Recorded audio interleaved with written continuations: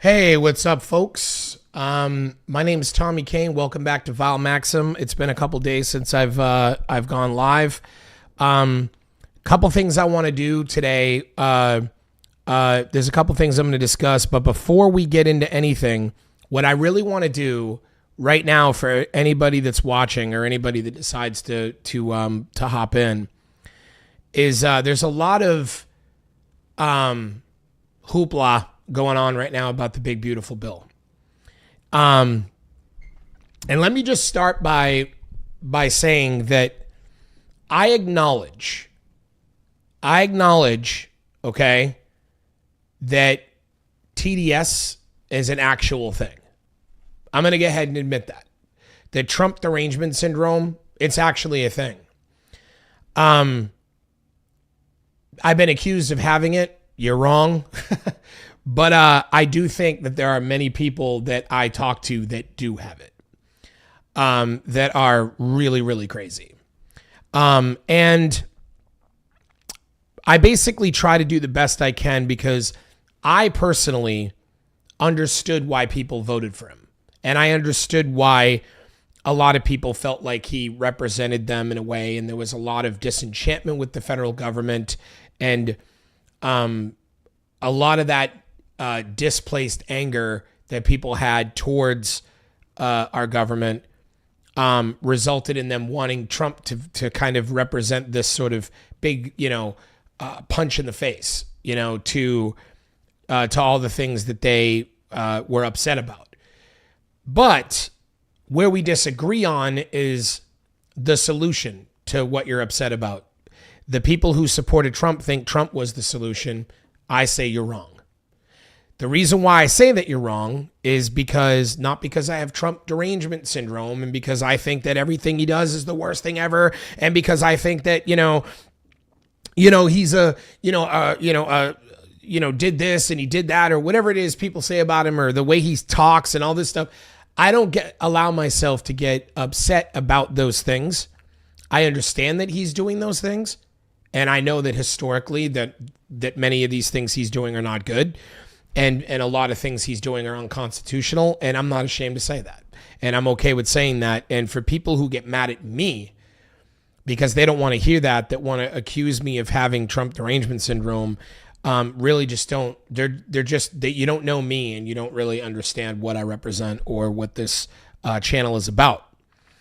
I'm a big fan of the law, and what I mean by that is that I study law, and more than you could ever possibly imagine, criminal law and also political law, and just like the idea that we have legislation and the fact that law is the king of the United States, and it always will be.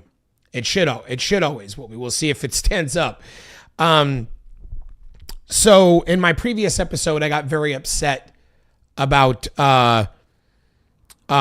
we're going to get into the big, beautiful bill here in a moment. We're going to actually cover a lot of ground with the big, beautiful bill. But before I get into that, in my previous last episode on here, I was very angry about the ruling in the lower courts that had passed regarding birthright citizenship. But I want to stress that there's a misunderstanding. My upsetness, the reason why I was angry was not because I thought that they ruled for there to be no birthright citizenship. That has not been ruled on. There is no court that has ruled on that, whether it was constitutional or not, and it probably will be litigated for a long, long time.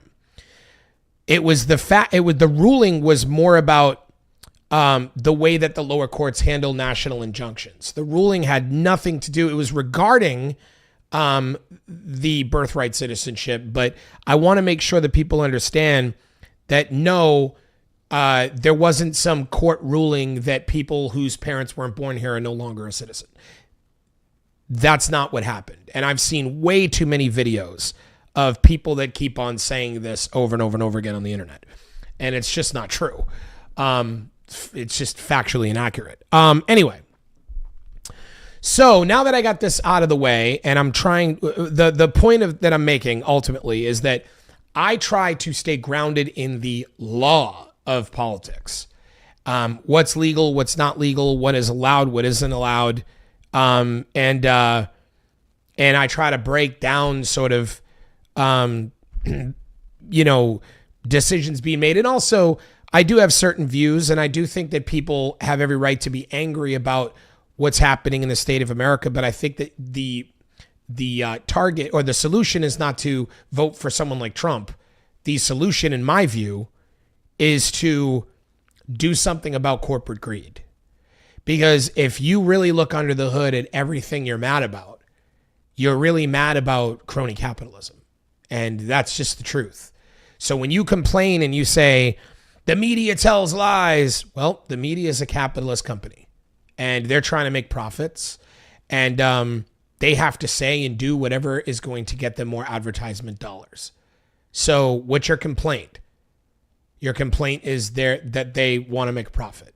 You can't trust doctors. The doctors are full of crap. Like, why? Because in America, our medical care is a capitalist system, and doctors want to make money, and they get bribed by pharmaceutical companies to push medicines on people that they don't need. So that's why you can't trust doctors, right? When you end up looking into even like the government, the government's a bunch of idiots. They can't be trusted. They're corrupt. Well, why? They're corrupt because they do the bidding of billionaires who bribe them and pay for their, who give them their, their campaign money. And because of that, we have politicians that do the bidding of the billionaires who fund them. So in every shape and facet that you as an American are upset with this country, what you're upset about is completely unregulated crony capitalism. And somehow the billionaires, because they know that they're greedy, they don't pay livable wages, they don't pay taxes, they don't put money back into the system that you need to put, that they took advantage of to get rich. And also that, the roads need to be paved, the trains need to run on time, as it were. And all of these things that we need done in America require capital and require money that is supposed to be paid back into the system by the wealthiest people who've made the most money using this system. And this is how a country functions, how it's supposed to function. So when they do not pay people livable wages, when they want to get bigger tax breaks and not pay back into the system, you are left with a lot of major problems. 500,000 homeless people, people that can't afford to survive. You have a lot of issues going on right now because of this oligarchic greed. So there's a reason why Bernie Sanders never won a presidency. He never won because he's the only person telling the truth. And he's been telling the truth for 30 years. And the richest people in the world would never, in the country especially, would never allow him to win. They would throw as much money as possible at the wall to get anybody to win besides him, because they know he's telling the truth. And he's actually telling people where the actual real problem lies. And they don't want that problem fixed because they enjoy making more and more and more and more and more money. Because they're interested in more power. They're interested in more money. And there's a reason why the name of my show is called Vile Maxim. It is taken directly from a quote from Adam Smith's Wealth of Nations, where he literally outlines that is the problem, is that in every civilization, what destroys it is that the people who deem themselves the masters of mankind want more and more and more, often to the point of the vile maxim. And that's not a direct quote, but that's what it's saying. And that is the end all be all. That is the problem. And so the reason why I don't feel like putting Trump in office solves that problem is because Trump was one of the rich people who bribed our politicians. He was one of them. So to put him in there just gets rid of the middleman. That's all it does. It doesn't solve the problem. It just gets rid of the middleman and allows the guy who bribed the government to just run the government. The problem that we have is people bribing the government. Now you're like, oh, okay, well, let's just take the people who bribe them and make them run the government, and then that'll fix everything. It's so ridiculous.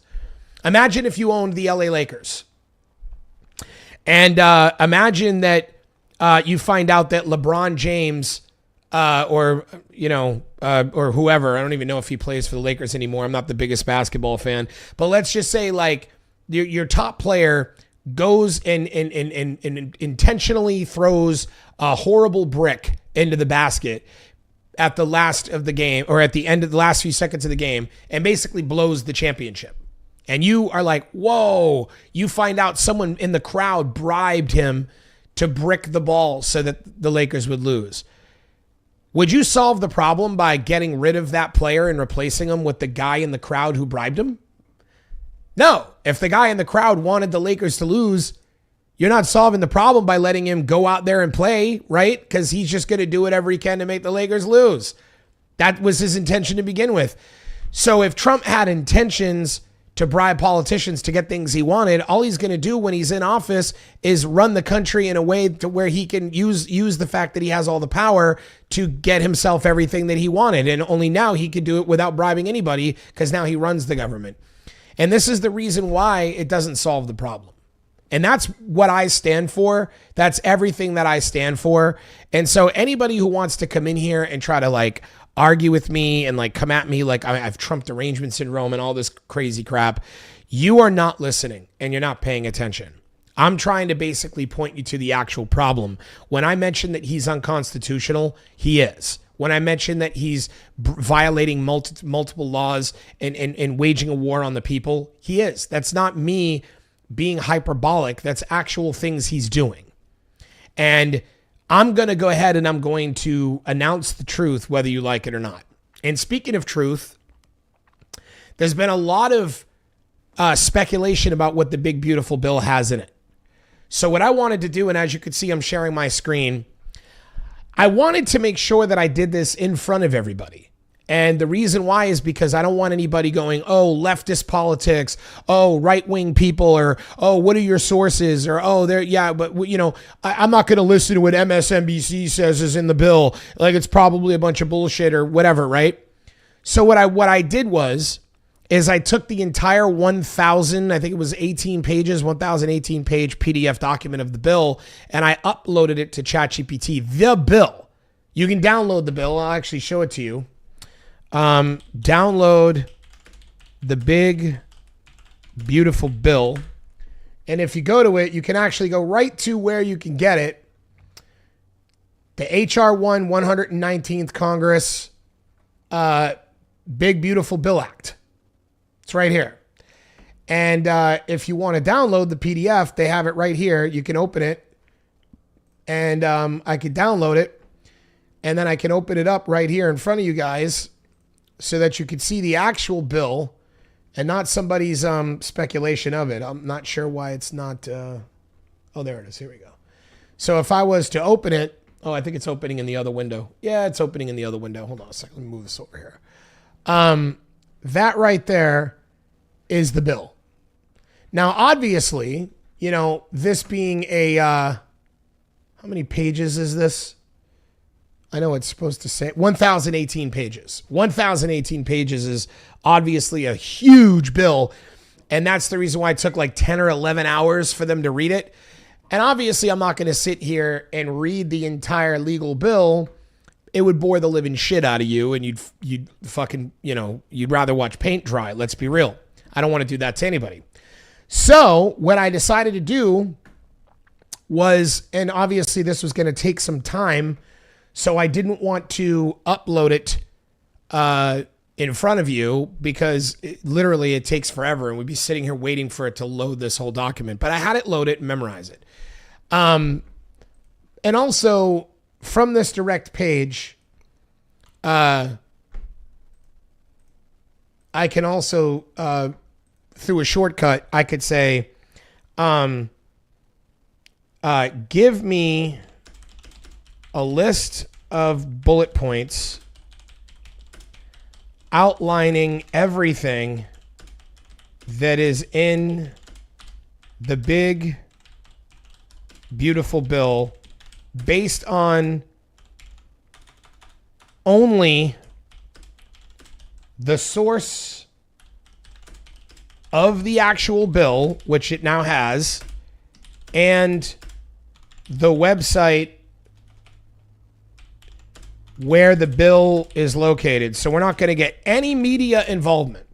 We're not going to get any media involvement. This is going to be specifically from the bill. So the source of the actual bill and the website where the bill is located at this domain. Oh, wait. Fix that real quick. And I'm not the best typer in the world, guys. And we're going to go ahead and we're going to go over what is in this.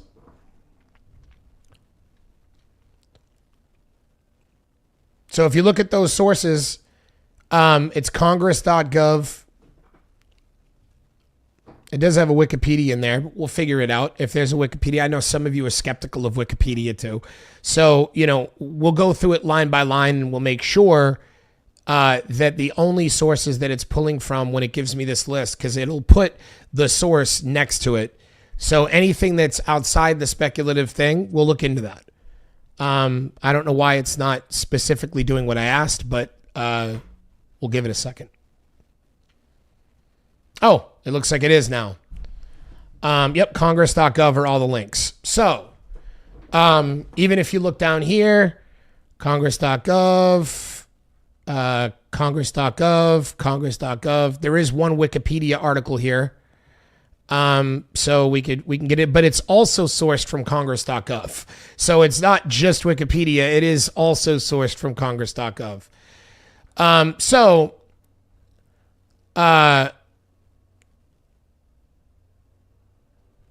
I'm not sure why it's, well, in the summary, we could just go over the summary really quick. It's the bill is a comprehensive reconciliation effort that implements food assistance reforms under agriculture, repeals and rescinds multiple clean air and environmental program funding lines, Clean Air Act, methane, greenhouse reporting, etc., raises the debt ceiling by $4 trillion. It raises the debt ceiling. Contains broad tax and budget policy changes, including revisions to income tax credits, deductions, and funding for programs like SNAP and Medicaid. So now, what I wanted to do is give me actual details in a bullet point fashion that outline each thing it will do specifically, so we can get into the specifics of the bill.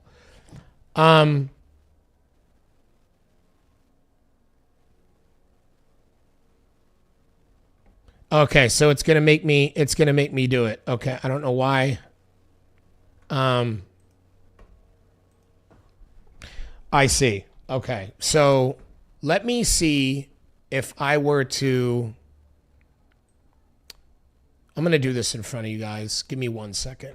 Because I want to make sure that nobody at any point feels like there's anything fishy or wishy-washy going on here.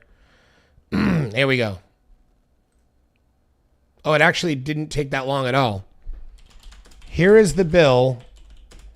Break it down for me in layman's terms with a bullet point list of what exactly this bill is going to do.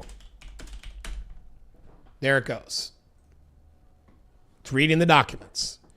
All right, now it's going directly from the bill.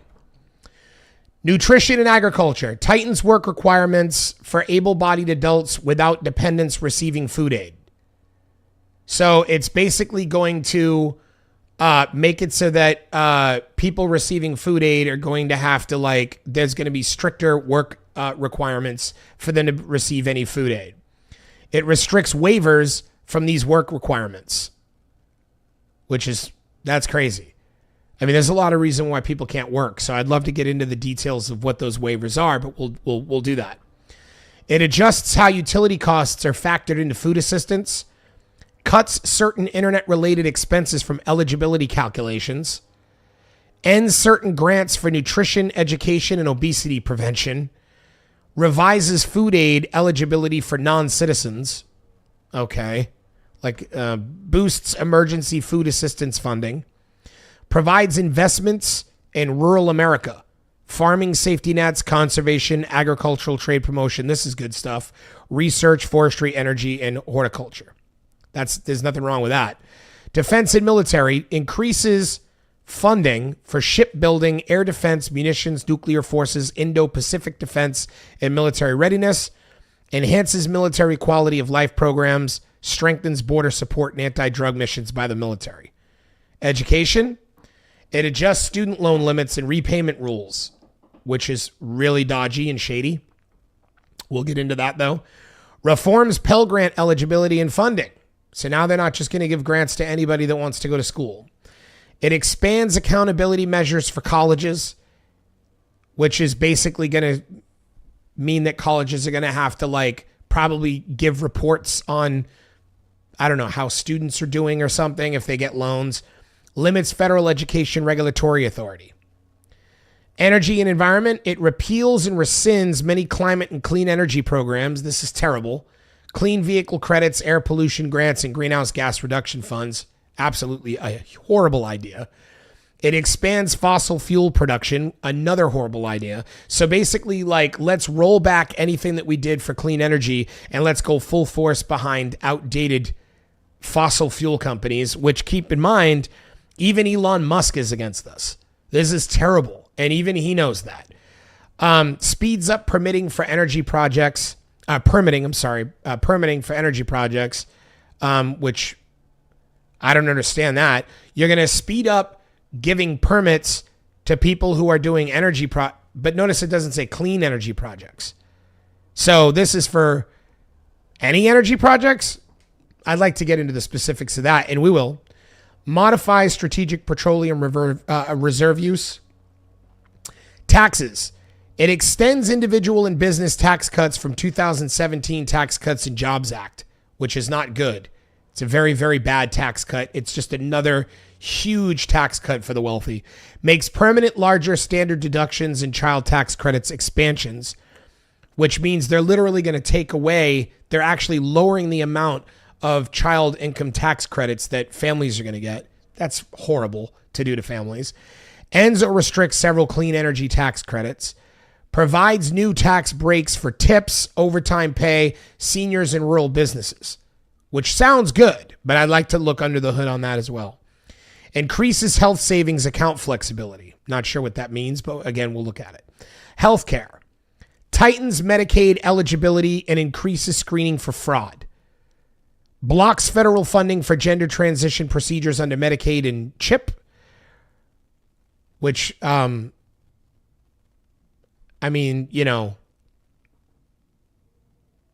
not sure if I'm for or against that. I think that there might be maybe some age restrictions that should be there. If that's all that there is, I guess I'm in support of that. Reduces funding to states for certain Medicaid expansions. That's absolutely terrible. Reducing funding to states for Medicaid. So I want to kind of dive into that a little bit more really quick before I finish reading the rest of this. Just for people to understand, every state in America is different, right? Missouri is not Florida. California is not Wyoming, right? We're all different states. We have different populations. We have different economies. Wyoming is not a wealthy state. Okay. Missouri is not a wealthy state. These states do not have a lot of money. California is an extraordinarily wealthy state. Florida is a fairly wealthy state. New York is a fairly wealthy state. Illinois is a very wealthy state. We have states with tons of money. California is the state that has the most money. In fact, so much that the state of California, which is where I live, we pay more into taxes than we even receive in return. We're the only state like that. Every other state, like Texas, for instance, everybody thinks, oh, they're wealthy. They're a wealthy state. Texas is an actual debt state. They actually pay less than they need. They require more money from the tax budget than California does, even though they pay less. So the bottom line is that so many states around the country do not have the funding inside their state to be able to self-sustain on their own. There's a reason why we're a country and we're not just a bunch of individual states. Because if we were just a bunch of individual states, many states would have gone bankrupt at this point, and one state would eat another state, and so on and so forth. Half the country would be California right now, because California would have bought out. It would have just moved inward east and just bought up all the states, because they would have went out of business as states, because a lot of states just can't function. They cost more to run than they make, or their economies are terrible. So the idea, okay, that you cut off federal funding, I'm fine. I'm in California. Anybody who has kids here, we can afford to pay for the loss of Medicaid from the federal government. We can afford to pay for the loss of education funding or any of that stuff if the federal government doesn't give it to us, because we have a big enough economy. But so many states in America, like 30 to 35 states, will absolutely go bust.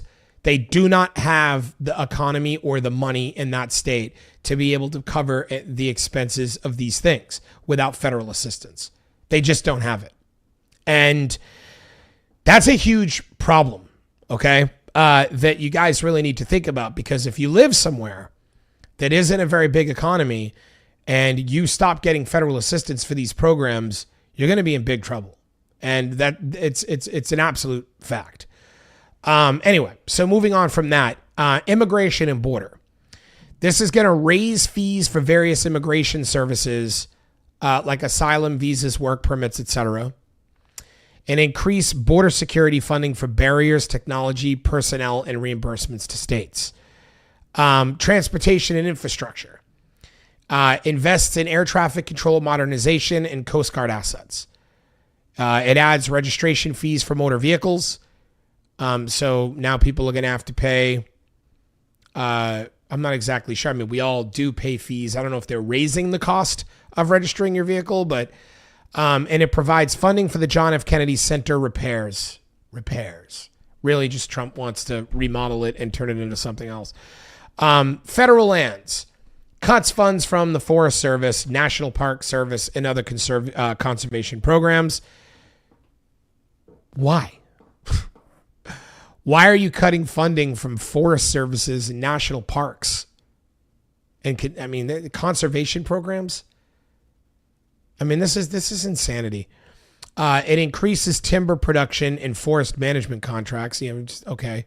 So let's chop down a bunch of trees and let's not conserve anything. Let's not conserve any forest or any area. I mean, this is so lunacy. Government reform. Eliminate certain federal retirement benefits. Wonderful. So now there's even less benefits for people when they retire. They just want, old people to die, it looks like. They really just don't care about the elderly or older people. They're cutting back their benefits. They're taking away their Medicaid. This is unbelievable.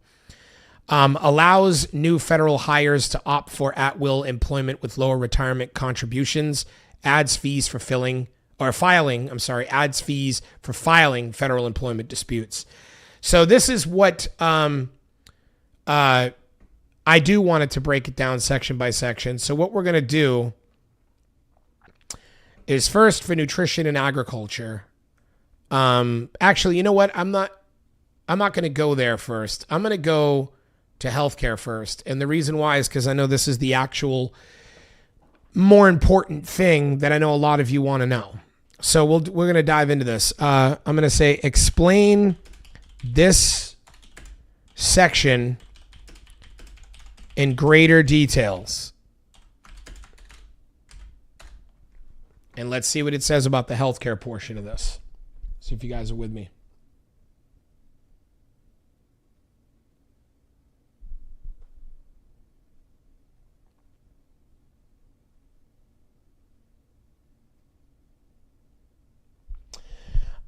Twilight Kiss.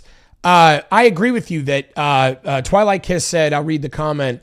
California living, I didn't get mine back 2024, and I paid more living alone than with a dependent. I'm not.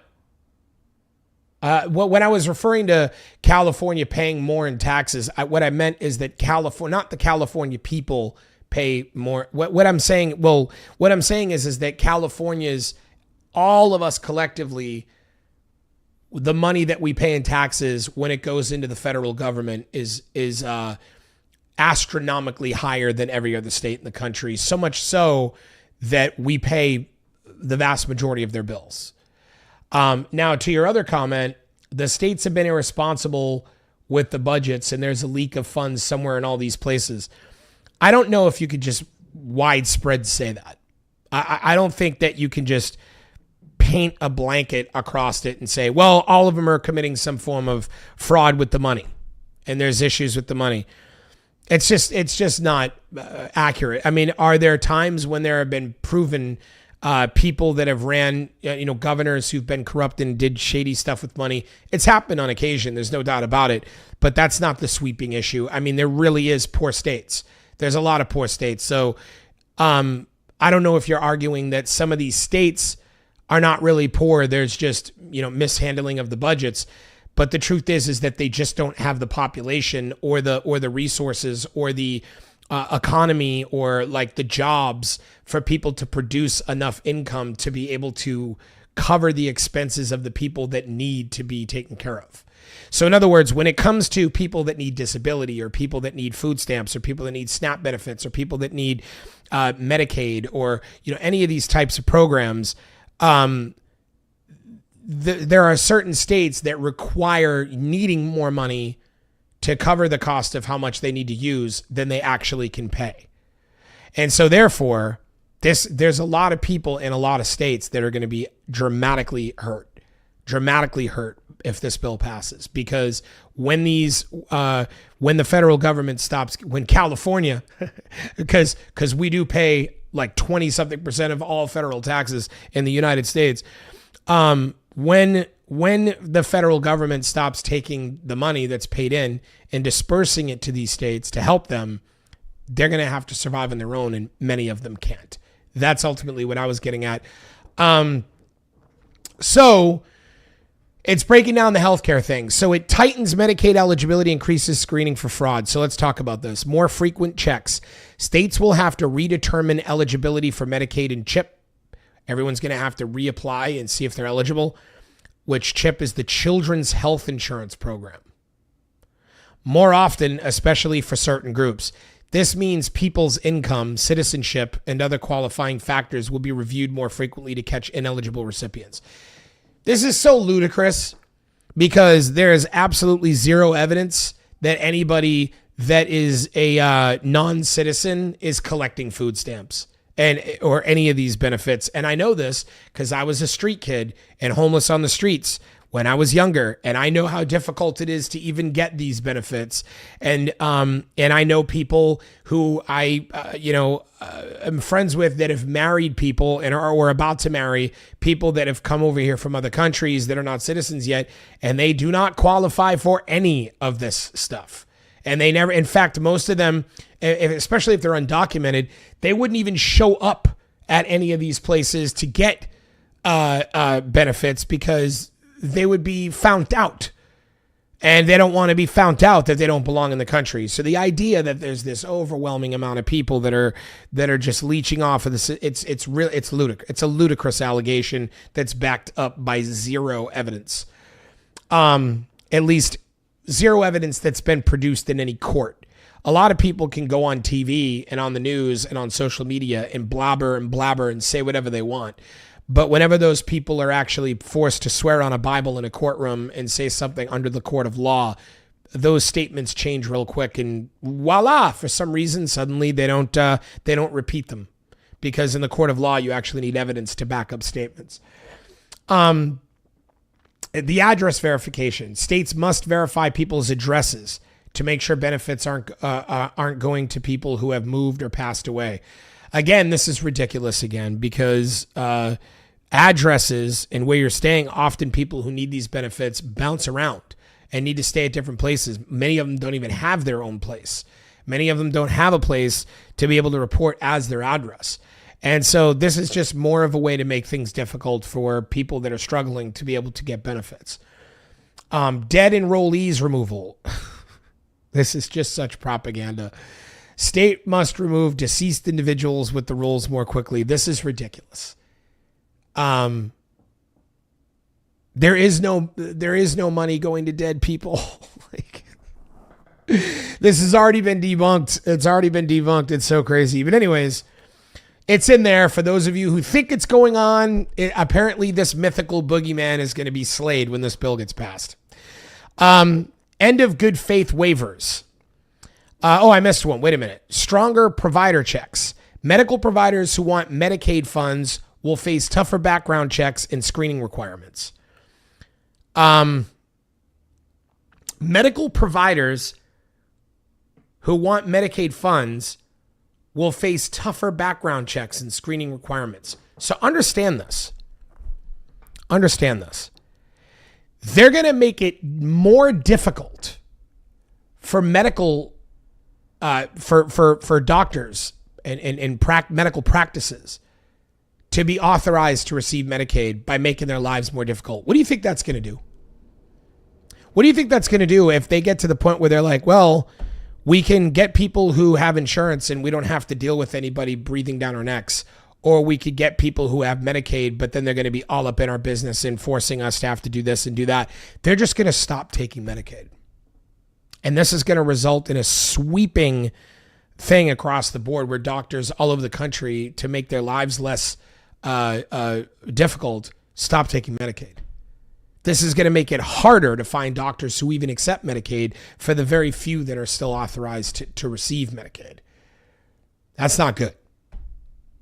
The use of AI to detect fraud. The bill encourages use of artificial intelligence tools to spot improper Medicare payments. Okay, now here's why I have a problem with this. How many of you have used social media? How many of you have been banned from Facebook accidentally? How many of you have been accidentally banned from Facebook because AI accidentally made a mistake and thought you said something you didn't say? And now they're going to let AI determine whether people should be eligible for health care? They're going to let AI just randomly ban people's health care approval? This is so bad. That's fucking terrible. That might be one of the worst things I've even seen in this bill. AI is not there yet. AI is not there yet, man. Like, AI makes mistakes all the time.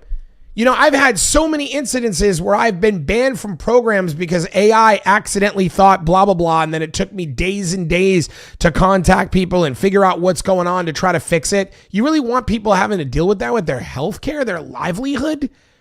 Whether or not they can get their medicine or not is going to be determined by a fucking AI bot? That's something you want? You support this? Come on, guys. That's fucking crazy. End of good faith waivers. If a state mistakenly overpays a provider, they can no longer avoid financial penalties just because they tried their best. Wow.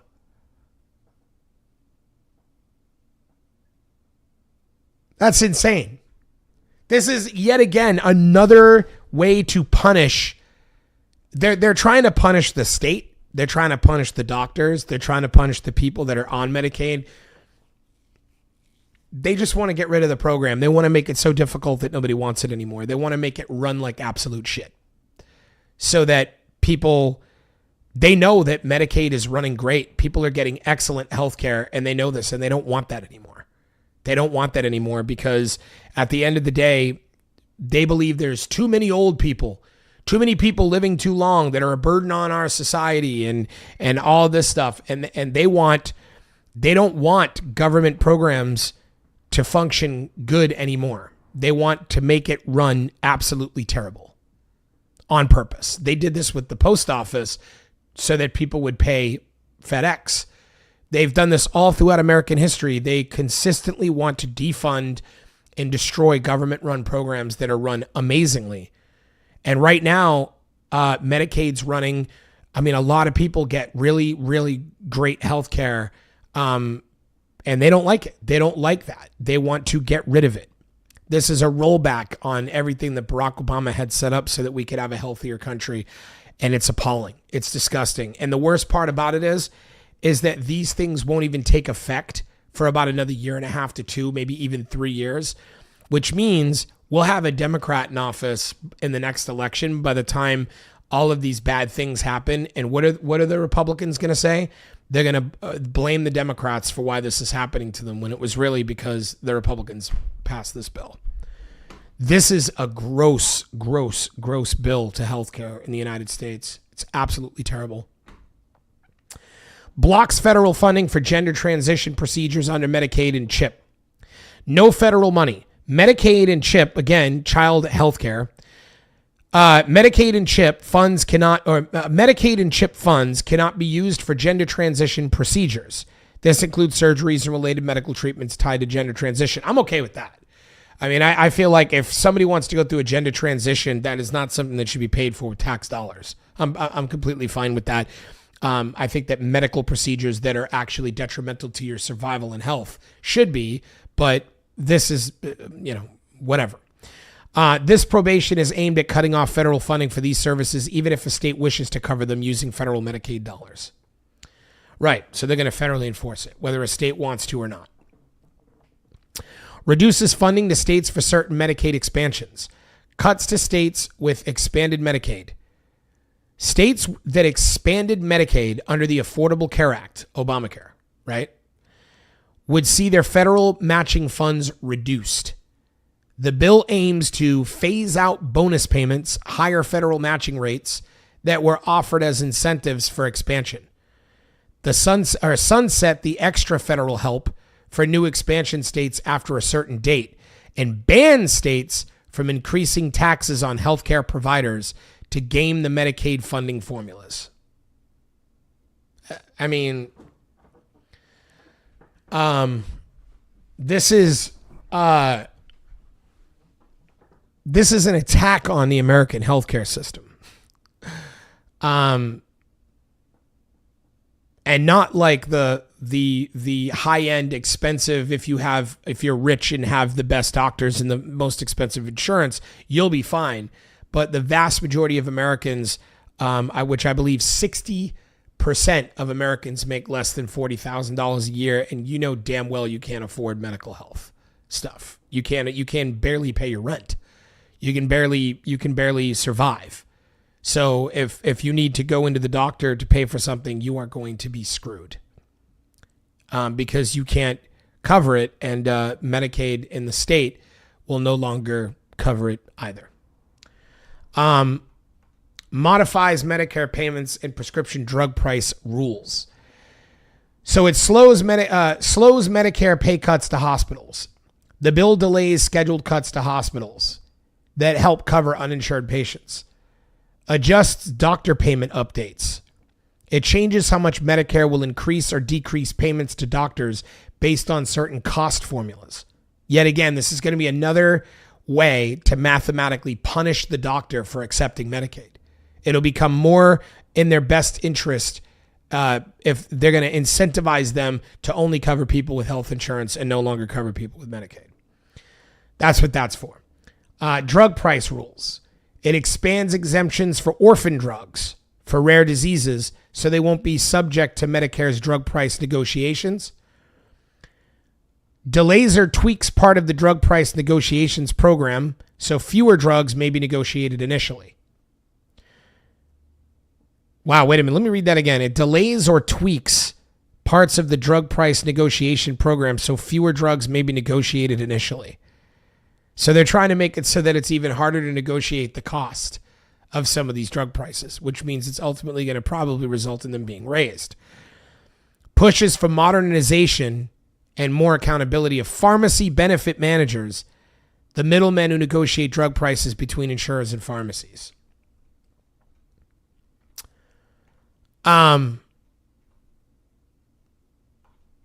This is all really repulsive.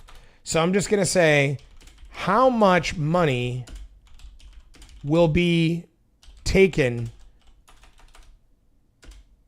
from Medicaid and Medicare?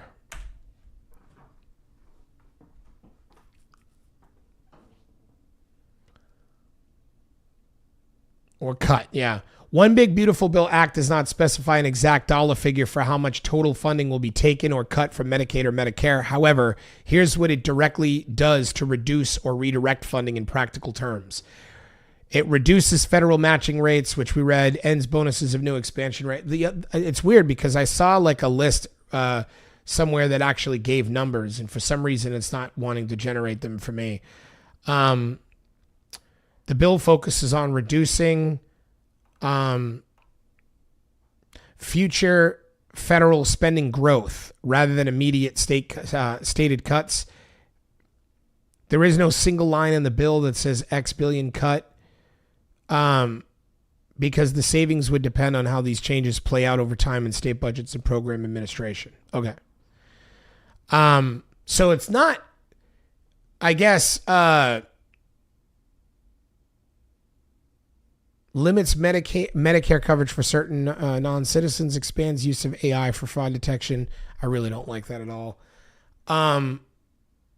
So it doesn't really give a dollar amount. So a lot of people that are like, oh, it's $1 trillion is going to be taken out. It's not really giving us an actual, the bill itself does not state any of that or any certain amount in it. So we could put a lot of the panic there to sleep. Although every single thing that it's saying that it wants to do, like bans new or higher Medicaid provider taxes, like this stuff is not good stuff. Cuts retroactive coverage, reduces the window of retroactive Medicaid eligibility from 3 months prior to application to 1 month. I mean, increased frequency of eligibility checks and address verifications, which makes it more difficult to receive. I mean, it's punishing the doctors, it's punishing the states. A moratorium on staffing rules for long-term care blocks the implementation of new staffing requirements that would have increased Medicare and Medicaid costs for nursing homes. That's the other thing that you guys need to realize is that Medicaid is a big part of what covers the expense of nursing homes. So when these things get rolled back, they're going to directly affect the care that people are getting in nursing homes. And this is something that is inevitably, it's a trickle-down effect. But anyway, we went over the health stuff. Let me take a look at what other sections we did and go over those. Let's talk about the nutrition and agriculture. This is the longest one, so let's go over this section more specifically and provide details. So here's a detailed plain language breakdown of the nutrition and agricultural section of H.R. 1, One Big Beautiful Bill Act based directly on the bill text. All right. I said that like a real radio professional. All right. Nutrition and food aid. Tightens work requirements for able-bodied adults with dependents. Who's affected? Adults aged 18 through 65. Previously 18 through 49 without children at home. What's required to get SNAP food stamp benefits for more than 3 months in a 3-year period? They must work at least 20 hours a week. That's fine. Be in approved job training or participate in workfare. What's funny though, and strange, is that I'm pretty sure that a lot of that stuff already exists, but I don't know for sure. So I'm not going to. New age range raises the upper age limit from 49 to 65, meaning more people fall under this rule. So you could be 64 years old and you need to be working 20 hours a week, been approved for a job training program, or participate in some level of workfare if you want to be able to get SNAP benefits. You could be 64 years old.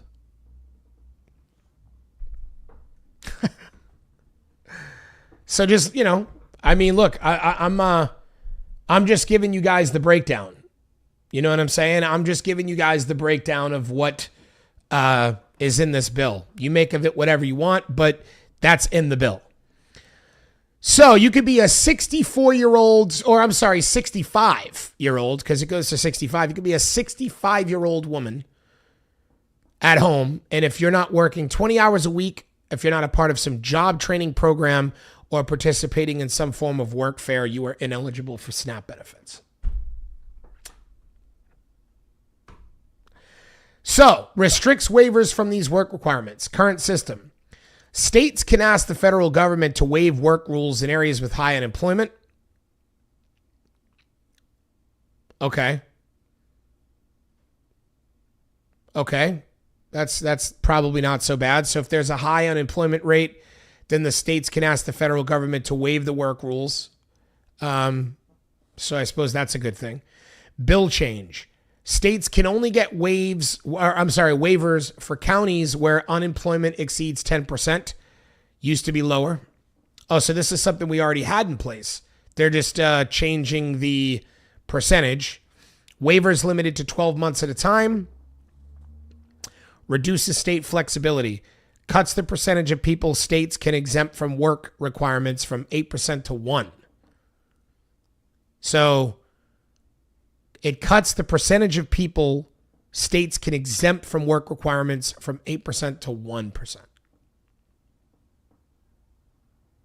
So a state can exempt somebody from these work requirements for these benefits, but they have to be very choosy when they do so. It's gonna come down to like 1%. Adjusts how utility costs factor into SNAP benefits. Before, households could claim standard utility allowance when calculating shelter costs, boosting SNAP benefits. So a household can claim standard utility allowances when calculating shelter costs, boosting SNAP benefits. That's not bad. That's actually a good thing. So I guess they're saying that they're going to add a boost to the SNAP benefits, meaning that people will be able to actually include the utilities. That's huge. That's actually a pretty good thing. Now, does that mean I like the bill? No, but that's a good idea. Bill change. Only households with elderly or disabled members can claim SUAs based on energy assistance. Okay, wait a minute. Oh, that was before. Oh, I just saw. Oh my goodness. I just realized that it's breaking this down. In a before and after. Wow. Okay, so before, households could claim standard utility allowances when calculating shelter costs, boosting SNAP benefits. Now, you can't. Only households with elderly or disabled members can claim SUAs based on energy assistance. Wow. Okay. The goal is to prevent inflating SNAP benefits by claiming utility expenses without real financial need. I mean, the idea that they think people just sit around like, oh, I want to claim, you know, I mean, this is the thing that I don't understand and what's so wrong about their thinking about stuff. When you're poor, and I know because I was poor and I was homeless on the streets and I lived on welfare and food stamps and I dealt with all of that stuff. And I can tell you emphatically that nobody wants to do that. They're in your life and up your ass so much when you apply for benefits that it's literally the most annoying shit in the world. Nobody wants to do that. Nobody wakes up going, how can I get free stuff? I just can't wait to go down and stand in line for 2 hours to go get all these free benefits. Like, dude, it's just not a reality. Nobody wants to be doing this. If they're doing it, it's because they have to. They literally don't know where else to go. Nobody wants to be on food stamps or SNAP or fucking get free health care. People would love to have insurance. What they really want is money. What people really want is money. That's what they really want. They don't want free stuff. They want money. But the problem is that if they go and work for 40 hours a week, they won't even be able to get enough money to afford any of this shit anyways. And the bottom line is that the idea, they're like, oh, well, if you should be working 20 hours a week to be able to qualify for this benefit. Well, we should be getting paid enough money that if we're working 20 hours a week, we can afford to survive in the first place. Maybe not 20, but at least 30 or 40. If we're working 30 or 40 hours a week, we should be able to get paid enough money to be able to live and have money to support our medical needs. So the idea is so strange to me that it's like, oh, we're not going to pay you any money for your labor, but you need to be, we're not going to pay you enough money for your labor so that you can pay for your own health care, but you better be working if you want any free health care. Like, what in the world is that? What in the world is that? Like, what about just paying people enough to be able to afford those things? I mean, this is like insanity that they've actually mind fucked people to accept this stuff and actually support their own demise, to support rich people literally punishing them and making their lives worse, and they support it. They're in favor of it. It's mind-boggling how they sit around and support this stuff. Cut certain internet-related expenses from SNAP calculations. What's disallowed? Monthly internet service fees, taxes, modem rentals, and installation charges cannot be counted as shelter costs for SNAP eligibility. That's bullshit. Because the internet is literally the most important utility. The most important utility. Right now, it's energy first, electricity, obviously, and it's secondly, the internet. If I'm in a hot climate, I live in California, I would rather have no air conditioning. I would rather have no air conditioning all day long than not have internet. I would rather be unable to run my stove and have the gas to run my stove than not have internet. Because internet is the absolute most important utility in the world to be able to do anything. You can't even get a job anymore without applying on the internet.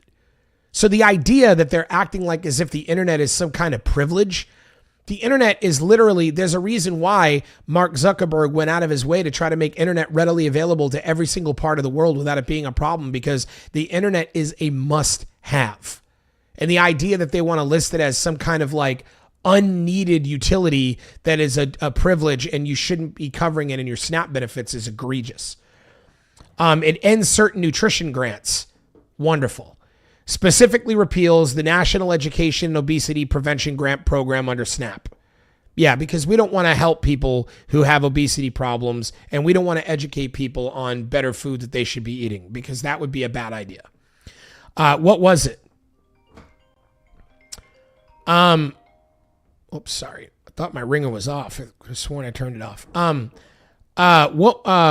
Wait a minute. Where was I? Why? Shelter deductions determine how much food aid a household gets. This is from the internet bill. Sorry. This stops internet bills from inflating those deductions. Yeah, we already read that. I'm sorry, guys. That phone call threw me off. We're down to specifically repeals the National Education Obesity Prevention Grant Program under SNAP. What was it? A grant program for states to promote healthy eating and reduce obesity among SNAP recipients. Ends federal funding for these nutrition, what is that word? Education efforts. So it's going to end federal funding to educate people on better nutritional eating. I mean, it's just really lovely. Roman, I'm currently live on the air. I'm literally live on YouTube. Can I call you after? I'm live. I'm in the middle of a live video. Really? Yes, I am. What's good, world? This is my son, guys. I love you, kid. Let me finish this video and I'll call you. I love you. You want to tell the world that you're amazing? I'm amazing. Nice. All right. I love you, Roman. I'll call you back when I'm done. All right. Bye. It's my son. He's amazing. 11-year-old. I just adore my kid. Anyway, so revises food aid eligibility for non-citizens. Here we go with the non-citizens. So new rule. Only U.S. citizens, nationals, lawful permanent residents, green card holders, certain Cubans. What does that even mean? Certain Cubans? What does that even mean? Or under those specific treaties, compacts of free association can get SNAP. Goal. Fully cut off SNAP for undocumented immigrants and narrow eligibility for certain legal non-citizens. I'm really curious because I'd like to know if we go to ChatGPT and ask it, because I'm really curious if let me go here. Has there been any evidence at all that undocumented migrants in the U.S. receive SNAP benefits? Because maybe I'll educate myself. Maybe they did. I don't know.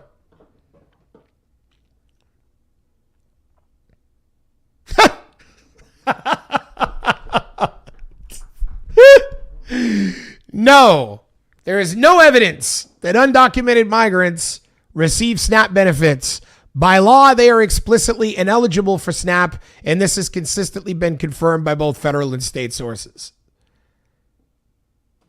So what the fuck is this? Only U.S. citizens, nationals, lawful permanent residents. What is this? Why is this in there? Like, oh my God. It boosts emergency food assistance funding. It extends the emergency food assistance program funding authorization through 2031. Was set to expire in 2024. Okay, well, that's good. Why? Keep support going for food banks and emergency food programs that provide groceries to low-income families. Okay, so that's, at least they're doing that, I guess. That's good. Investments in rural America. Farming safety nets. Increases reference prices. Price triggers for subsidies for crops like wheat, corn, soybeans, peanuts, lentils, etc. Okay. Adds up to 30 million more acres eligible for farm subsidies. Allocates new base acres where farmers grew eligible crops recently. Extends price loss coverage and agricultural risk coverage programs through 2031. Adjust payment yields to reflect current production. You know, I'm not gonna lie, when it comes to farming and agriculture, I don't know enough about that. And so I don't know exactly what to say there. But if any of you know anyone that is a farming expert, somebody that knows a lot about farming, and has been doing it their whole life or whatever, that you think would be happy to come on my podcast and let me interview them, I would be excited, because I would love to talk to somebody that can give me so much more information surrounding the agricultural situations in America. I know little about it, but I do know how important it is to make sure our farmers are good. So I don't know if this is good or bad. I would love to talk to a farmer about it. Conservation. Keeps core conservation programs going, but emphasizes working lands. Farms that are still in production but adopt conservation practices. Agricultural trade promotion. Creates, expands funding for trade promotion aimed at helping U.S. farmers sell more crops abroad. Research. It increases support for agricultural research to boost family productivity, disease resistance, etc. That all sounds pretty good. Forestry promotes more timber harvesting and long-term forest management contracts with the Forest Service and Bureau of Land Management. Pushes timber production as a tool for wildfire mitigation. Energy. Invests in rural energy programs, but repeals or limits some clean energy incentives. And then horticulture and miscellaneous. Provides funding and support for specialty crops, fruits, veggies, nuts, and horticultural initiatives. So that was that section. And if I go all the way back up here, we can go into another one that I'd like to look at is, well, the next one is defense. Here's what we're going to do. We're actually going to use the other side here. I'm going to say, okay, break this section down in more intricate detail. That way it's in two windows so we don't lose our spot. All right, let's break down the defense and military section in more intricate detail so you can see what each truly implies. Increases funding for shipbuilding. More money will go to constructing new Navy ships, including destroyers, submarines, and support vessels. Likely aims to counter naval threats, like China's expanding Navy, and modernize aging fleets. Could involve expanding facilities at shipyards and creating defense contractor jobs. Increases funding for air defense. Bolster systems in Patriot missiles, THAAD, and future hypersonic interceptions. Focuses on protecting U.S. forces and allies from missiles, drones, and air attacks. Is that the dome? Like, it's not really stating how or why, but I'd be interested in knowing more about that. Includes research and upgrades for radar sensors and command systems. Increases funding for munitions. It expands production of missiles, bombs, and ammunition. Addresses concerns about low stockpiles due to support for allies, Ukraine, Israel, and Taiwan. Investments in high-demand weapons, javelins, HIMARS rockets, artillery shells. Increases funding for nuclear forces. Funds maintenance, upgrades, or modernization of nuclear weapons, warheads, subs, bombers, ICBMs. It supports new systems like the Columbia-class submarines and B-21 stealth bombers. It ensures the nuclear deterrent stays credible against adversaries like Russia and China. It increases funding for Indo-Pacific defense. Boosts forces and bases in Guam, Japan, Australia, Philippines, etc. Includes pre-positioning equipment, expanding missile defenses, and improving logistics. Aims to deter Chinese aggression in Taiwan, South China Sea, and beyond. Increases funding for military readiness. Covers training, maintenance, spare parts, and upgrades to keep forces combat ready. Funds repairs and upkeep of ships, aircraft, and vehicles. Enhances exercises with allies and modernization of combat gear. Enhances military quality of life programs. More funding for service member housing, healthcare, childcare, and pay improvements. Includes mental health programs, spousal support initiatives, and transition assistance. Addresses recruitment and retention issues by improving daily life for troops and families. All that sounds pretty good. Strengthens border support and anti-drug missions by the military. Provides resources for National Guard and active duty forces assisting at the border. Enhances surveillance, tech, drone sensors, construction support, and logistics. Expands military role in helping law enforcement counter drug trafficking like fentanyl and smuggling.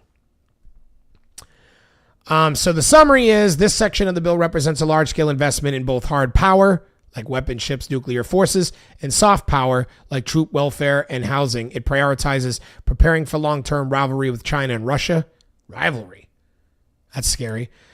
Supporting allies, enhancing homeland security through border operations.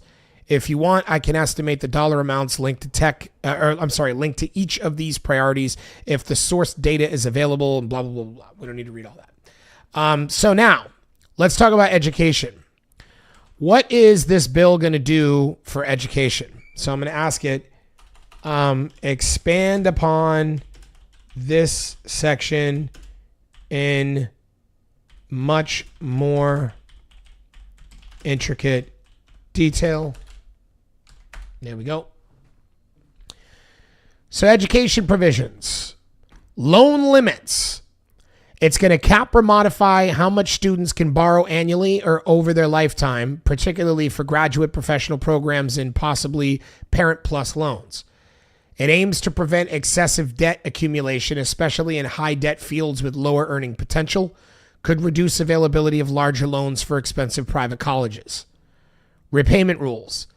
Alter income-driven repayment IDR plans. So it's going to raise minimum payment thresholds, changes forgiveness timelines, possibly lengthening them, or tightens eligibility for forgiveness. So they're going to make sure that it's harder to get student forgiveness or loan forgiveness on your loans, but they're also going to make your student payments more expensive. It might reduce discretionary income protections, increasing required monthly payments, could limit or end certain types of loan forgiveness, may switch some plans toward a flat repayment structure instead of income-based. Wow. So they're basically going to say, we don't care about what you can afford. You need to pay this bill whether you can afford it or not. That's not good. That's terrible. Potential impact. Borrowers may have fewer flexible options. New graduates could face higher payments or longer debt periods depending on details. Intended to curb program costs and reduce federal liabilities for unpaid debt. Okay. It's going to reform Pell Grant eligibility and funding. So it's going to restrict Pell access to families with lower incomes. Lower incomes. So basically, once again, only the rich can get free grants. Oh, no, I'm sorry, I read that wrong. I'm like, are you kidding me? It's going to restrict Pell access to families with, meaning it's, okay, I'm sorry about that. It's going to actually make it so that you have to be lower income to receive Pell Grants. Well, that's good.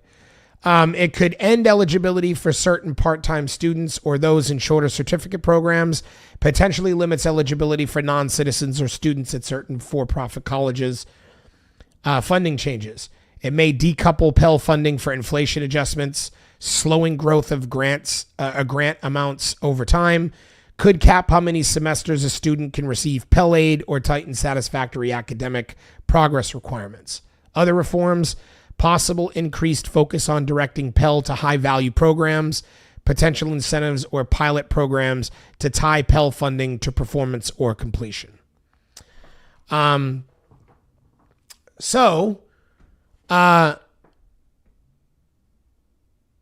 not sure if I'm mad about any of this or not. Some of it sounds good, but the problem is that a lot of it is could, should, maybe. We don't really know about the outcomes. We don't really know. So it's hard without it really giving me numbers and me really being able to understand what's being taken from what. But a lot of this some of it sounds pretty good. Some of it sounds absolutely horrible. The stuff that sounds the most horrible to me is the healthcare stuff. Really is really egregious. It's really bad. But a lot of this stuff sounds fairly reasonable. Some of it. Expands accountability measures for colleges, greater scrutiny of programs, mandates more reporting on graduate outcomes, employment rates, debt levels. This is terrible. See, this is awful. Why the hell? Like the idea that now they're going to expect a college to have to report on whether or not people who are getting funds are graduating or how they're doing in school or like whatever is just, again, making things more difficult for them, which makes them want to give higher education, makes them less likely to want to give higher education to people that are not able to afford it. So it's going to make it easier for rich people to get access to education and make it harder again for poor people to get access to that education. So this is like another attack on the poor, even though it's done not so much like in an obvious way, like it's done like by making the institutions go through hell, like they're doing with the doctors. If you're going to allow people to use Medicaid for your services, then we're going to put you through hell. You know what I mean? It's kind of like the same thing. If you're going to allow people to come to your school with grants, then we're going to put you through hell and make you show us that every one of these students are doing, well, or if they're not doing well, we're going to, whatever, who knows what that punishment will be. Accreditation reforms. Could give the federal government more authority to set performance expectations for accreditors, pushes accreditors to enforce standards or student outcomes. Limits federal education regulatory authority. It's going to restrict U.S. Department of Education powers. It reduces the department's ability to issue new regulations on colleges without congressional approval. Okay. I think anything that requires congressional approval is fine with me, but it seems like presidents just don't really seem to care about congressional approvals these days. Limits executive branch actions to cancel student debt or modify repayment rules unilaterally.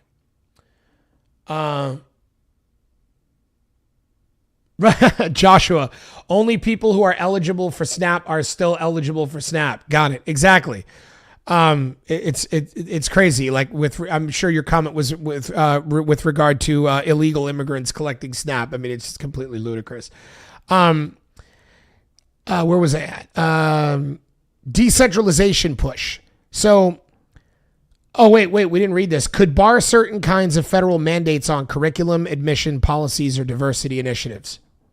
So they're going to start telling schools what they could teach and make mandates and bar certain curriculums at schools. That's absolutely horrible and egregious. The government should never be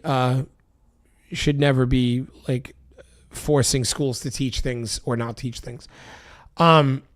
Reduces federal oversight of state education decisions, including K-12 policies tied to federal funding, shifts more authority to states or individual institutions on how to administer federal aid. The intended effect reflects a philosophy of limiting federal involvement in higher education, seen as a check on executive actions like broad student debt cancellation or strict new regulations on colleges. So we're going to decrease the ability for people to get education, and we're going to make new strict regulations on colleges for even giving people who can't afford education. Sounds like a plan. Just a whole slew of bad ideas there. Summary of implication. Borrowers. Oh wait, well, we don't need to read the summary. We read through it. We know what's going on. Energy and environment. I'm just gonna say now this. It'll know exactly what I mean. Wait, what the, whoops. It didn't. Hold on a minute. It didn't catch that I hit the. There we go. Now this. All right. For the energy and environment breakdown, repeals and rescinds many climate and clean energy programs. This means rolling back federal initiatives and funding meant to reduce carbon emissions or promote cleaner technologies. Examples include clean vehicle credits. We're not giving out them anymore. Ends or shrinks tax credits for electric vehicles, hydrogen fuel cell vehicles, and possibly hybrid models. Could also eliminate incentives for... See, I don't like this whole could thing. It sounds so up in the air, but could also eliminate incentives for domestic EV battery production or supply chain localization, likely to slow consumer transition to cleaner vehicles by making them less affordable. Air pollution grants. Cuts federal funding that helps states and cities monitor and reduce pollutants like ozone, particulates, or industrial emissions. Could affect community programs targeting the quality improvements in disadvantaged areas.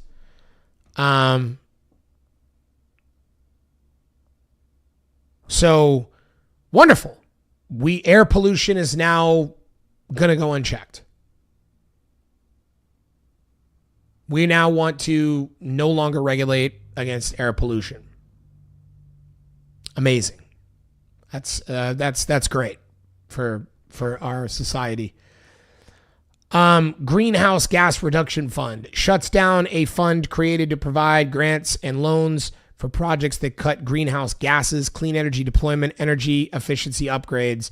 This could stop large-scale federal investments in clean energy jobs and local carbon reduction efforts. Well, that's not good either. Other potential repeals could include canceling funding for solar, wind, geothermal, and energy storage R&D programs. This is so bad. This is such a bad idea. May halt federal grants that help communities adapt to climate change.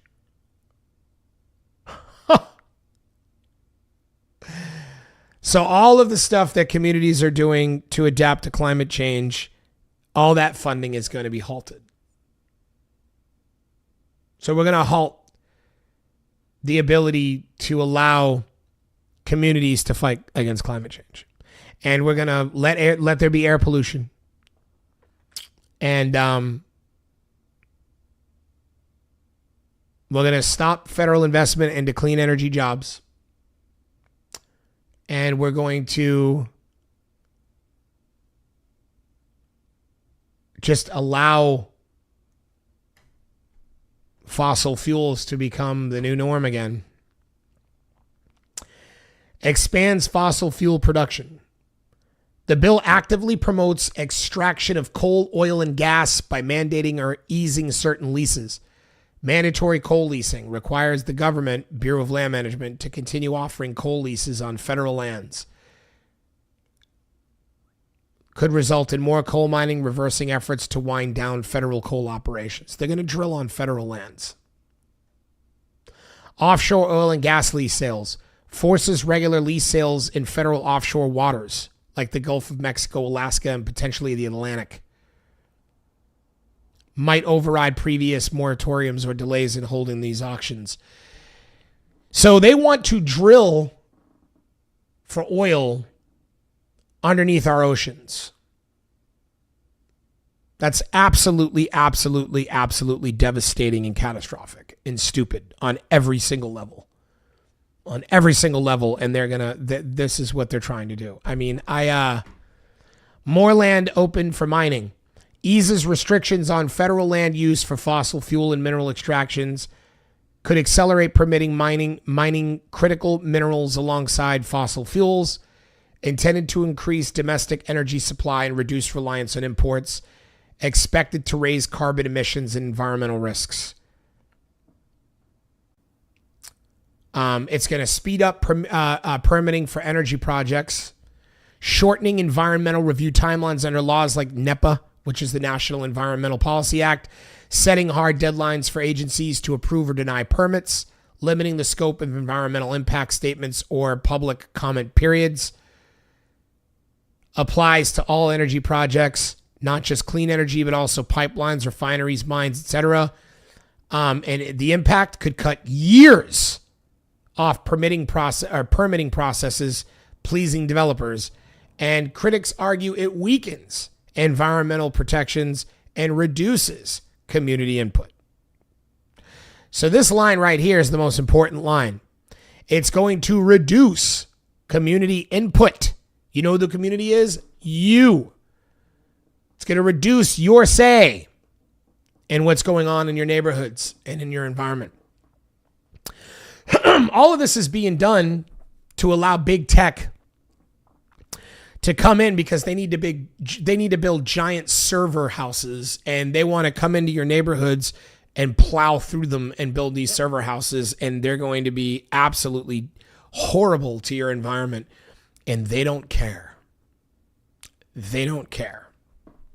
And they are now going to make sure that you can't even do anything about it. It also weakens environmental protections, and this is terrible stuff. Modifies strategic petroleum reserve. Changes how and when the federal government can tap into the SPR. May limit executive discretion to release oil. Prevent presidents from tapping SPR to lower gas prices for political reasons. Okay. Could require releases only during severe supply disruptions or with congressional approval. Might mandate refilling the SPR at specific price points or conditions. Aims to preserve the SPR for true emergencies. Could reduce flexibility in responding to market shocks or price spikes. All right. So that's that. And I think what I'm going to do, and because we could go over taxes next, but here's what I'd like to do, and because I think, for the purposes of saving time, what I'm going to do is I'm just going to say, give me a bullet point list of each thing in this bill that will specifically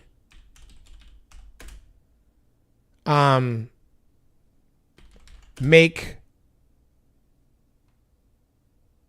the lives of the poor and middle, I'll say of the poor, working class, and middle class more difficult. So let's just cut to the chase, shall we? Give me a bullet point list of each thing in this bill that was specific, that will specifically make the lives of the poor, working class, and middle class more difficult.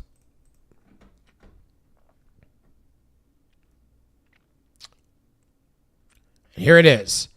So the tighter SNAP work requirements will raise the age up to 65, at which able-bodied adults without dependents must work at least 20 hours a week to receive food assistance for more than 3 months. Fewer SNAP work exemptions reduces states' ability to exempt people from work requirements from 8% down to 1%.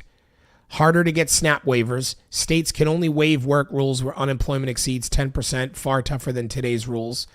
Removes internet bills from shelter cost calculations, which is stupid. Reduces SNAP benefits by disallowing shelter deductions for common household internet expenses. Cuts utility allowances for many SNAP recipients. Only households with elderly or disabled members can count energy assistance toward shelter cost deductions. Ends nutrition education funding. Repeals the National Education and Obesity Prevention Grant Program that helps SNAP recipients make healthier food choices. Stricter immigrant eligibility. Makes many legal non-citizens and all undocumented individuals ineligible for SNAP, increasing food insecurity for mixed status families. So even legal non-citizens, meaning even people that are here legally but just not a citizen, will not be eligible. So people who actually that's not good. Medicaid and healthcare, mandatory frequent eligibility checks. Could result in more poor and working class people losing Medicaid coverage due to paperwork errors or missed deadlines.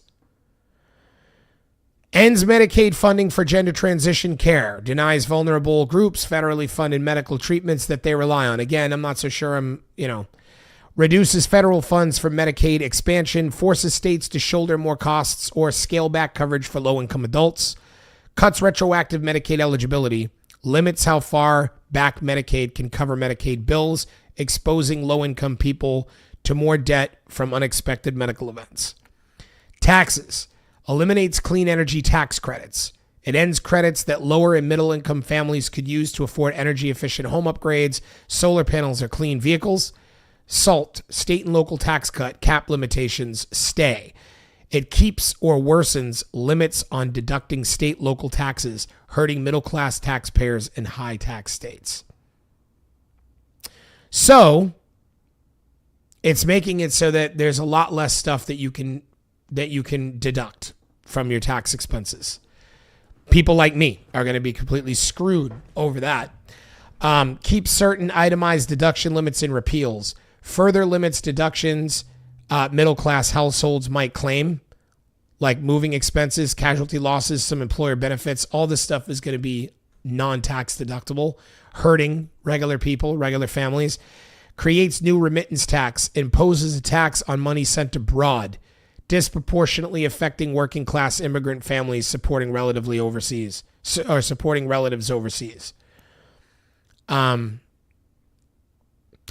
is just like, wow. Housing and living costs. Cuts Forest Service, National Park Service, and Bureau of Land Management funding, which we read earlier, potentially leads to degraded public lands and rural job loss. Pushes expanded timber harvesting, could lead to environmental degradation, impacting rural communities reliant on sustainable natural resources. Workplace and federal benefits. Eliminates federal retirement annuity supplement. Reduces retirement security for federal employees, many of whom are middle income. Adds fees for filing workplace disputes. Makes it harder for lower income federal workers to challenge unfair treatment. Energy and environment. Repeals for clean air and clean energy programs, leads to more pollution in low-income communities that already bear the brunt of environmental hazards. Ends grants to reduce air pollution at schools and ports. Allows continued exposure to harmful pollutants in working-class neighborhoods. Summary. The bill's provisions make it harder to qualify for and keep basic supports like food and healthcare, harder to afford housing upgrades or energy efficiency, costlier for working immigrants, less supportive of middle-class tax relief in many areas, and less protective of public services and environmental health that benefits poorer communities. And there you have it. So that is the result. That is what we're going to deal with if this bill gets passed. Those things are baked into this bill.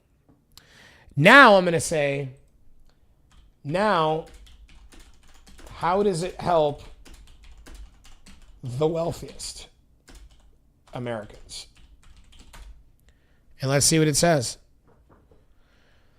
Tax benefits for high-income individuals. It extends the 2017 Trump tax cuts permanently.